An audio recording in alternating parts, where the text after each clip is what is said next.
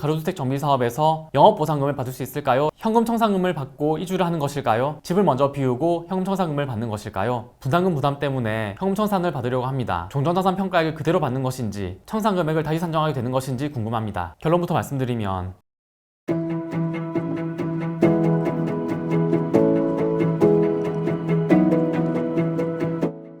안녕하세요. 부동산 전문 변호사 나연호입니다.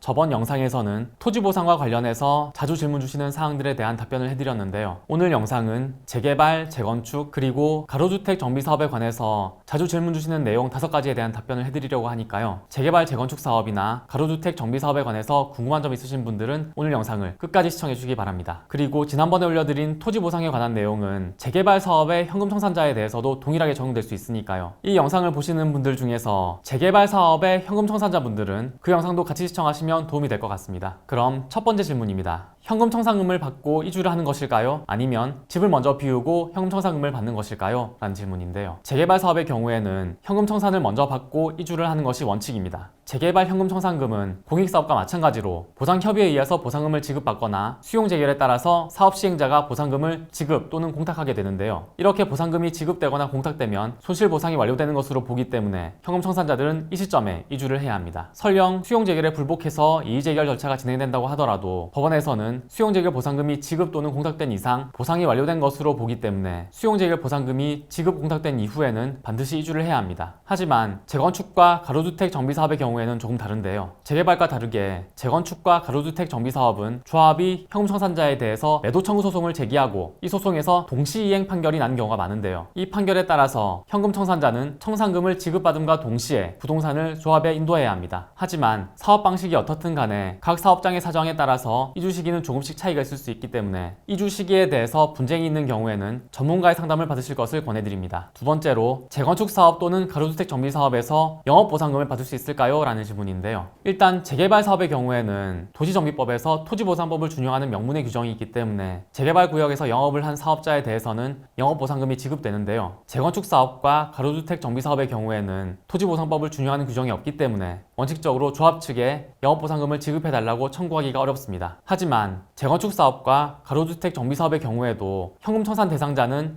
해당 사업으로 인해서 강제로 영업을 중단해야 한다는 점에서는 재개발 사업과 다를 바가 없는데 재개발 사업에서는 영업보상이 되고 재건축과 가로주택 정비사업에서는 영업보상이 안 된다는 것은 불합리하다는 주장도 제기되고 있습니다. 다음으로 세 번째 질문입니다. 가로주택 정비사업에서 조합 설립 인가 후 건축 심의가 늦어지고 있는데 이것을 이유로 조합 설립 인가를 취소할 수 있을까요? 라는 질문인데요. 소규모 주택정비법에 따르면 시장, 군수 등은 가로주택 정비사업 조합이 조합 설립 인가를 받은 날부터 2년 이내에 건축 심의를 신청하지 아니한 경우에는 직권으로 조합 설립 인가를 취소할 수 있고요. 조합 설립 인가를 받은 날부터 3년 이내에 사업 시행 계획 인가를 신청하지 않은 경우에도 마찬가지로 조합 설립 인가를 취소할 수 있습니다. 만약 조합 설립 인가가 있었는데도 상당 기간 동안 사업이 진행되고 있지 않아서 사업을 취소시키기 원하신다면 사업에 반대하시는 분들을 모아서 관할관청에 조합 설립인가 취소를 요구해 보시는 것을 추천드립니다. 자, 이제 네 번째 질문입니다. 현금 청산금은 언제 지급받을 수 있고 조합이 오랜 기간 동안 청산금을 지급하지 않는다면 어떻게 대응을 해야 하는가 라는 질문인데요. 일단 재개발 사업의 경우에는 관리처분계획 인가 고시 후 90일 내에 손실보상에 관한 협의를 하도록 되어 있으므로 그 시점에 보상금의 액수와 지급 시기가 1차적으로 결정됩니다. 하지만 협의기간 동안에 조합이 보상금을 지급하지 않는다면 조합은 협의기간 만료일 다음 날부터 60일 이내에 수용재개를 신청해야 하는데요. 이 기간을 넘겨서 수용재개를 신청하면 지연일수에 따른 이자를 지급해야 하기 때문에 조합 측에서는 지연이자 발생을 막기 위해서라도 재결 신청을 신속히 하는 경우가 많고요. 수용재결이 나면 그 시점에 보상금이 지급됩니다. 그리고 재건축, 가로주택 정비사업의 경우에는 매도 청구 소송이 제기되어야 매매 대금이 확정되는 경우가 많은데요. 이때 판결의 내용에는 지급 시기가 포함되어 있지 않기 때문에 현금 청산자 입장에서는 언제 청산금을 지급받을 수 있을지 알 수가 없어서 답답해하시는 경우가 많습니다. 이런 경우에는 조합에서 제기하는 매도 청구 소송과는 별개로 조합에 대해서 청산금의 지급을 청구한 소송을 제기해서 지연손해금을 발생시키는 방법으로 간접적으로 청산금 지급을 촉구할 수 있습니다. 이제 마지막 질문입니다. 저희 사무실에 가장 많이 들어왔던 질문 중 하나인데요. 공사비가 올라서 분담금 부담 때문에 현금청산을 받으려고 합니다. 그럼 종전자산 평가액을 그대로 받는 것인지 아니면 청산 금액을 다시 산정하게 되는 것인지 궁금합니다. 라는 질문인데요. 결론부터 말씀드리면 종전자산 평가액과 현금청산금은 감정평가의 기준이 다르기 때문에 현금청산을 받게 되는 경우에는 새로 감정평가를 진행해서 청산금을 다시 산정하는 것이 원칙입니다. 재개발의 경우는 관리처분계획 인가 이후 현금청산자에 대해서 보상협의를 해야 하고요. 협의가 성립되지 않으면 수용재결, 이의재결, 행정소송 과정에서 새로 감정평가를 해서 청산금을 다시 산정하게 됩니다. 그리고 재건축 사업과 가로주택 정비 사업의 경우에는 매도 청구 소송을 통해서 청산금을 다시 산정하게 됩니다. 하지만 감정평가의 기준이 다르다고 하더라도 현실적으로 청산금 산정을 위한 감정평가 시에 종전자산 감정 결과도 참고 자료가 될 수 있기 때문에 현금 청산을 받으시는 분들이 청산금을 최대한 많이 받기를 원하신다면 현금 청산 과정에서 적극적으로 대응하실 필요가 있고요. 특히 복잡한 감정평가 이론을 스스로 공부해서 대응하시기 어렵다면 현금 청산을 결심하는 시점부터 바로 전문 변호사의 도움을 받으실 것을 추천드립니다. 그리고 관련 법령에서 보상금을 증액시킬 수 있는 기회를 보장하고 있음에도 불구하고 현금 청산자가 조합의 보상 협의에 응해서 조합이 제시한 보상금을 그대로 수령해버린다면 더 이상 보상금을 증액시킬 수 있는 권리가 완전히 사라지니까요. 보상 협의에 응할지 여부는 신중하게 결정하셔야 한다는 점도 꼭 기억하시기 바랍니다.